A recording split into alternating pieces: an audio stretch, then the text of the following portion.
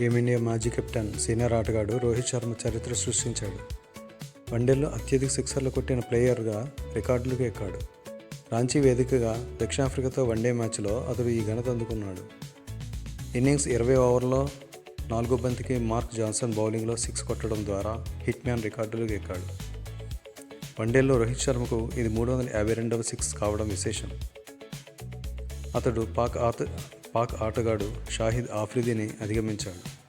398 మ్యాచ్ల్లో ఆఫ్రిదీ 351 సిక్సర్లు కొట్టగా రోహిత్ శర్మ కేవలం 277 మ్యాచ్ల్లో 352 సిక్సర్లకు బాదడం విశేషం. వన్డేల్లో అత్యధిక సిక్సర్లు కొట్టిన ఆటగాళ్లు Rohit Sharma 352, Shahid Afridi 351, Chris Gayle 331, Sanath Jayasuriya 270, MS Dhoni 229 సిక్సర్లు కొట్టారు. ఈ మ్యాచ్లో మొత్తంగా 51 బంతుల్లో 5 ఫోర్లు 3 సిక్సర్ల సాయంతో 57 పరుగులు సాధించాడు. వన్డేల్లో హిట్ మ్యాన్ 60వ హాఫ్ సెంచరీ చేశాడు.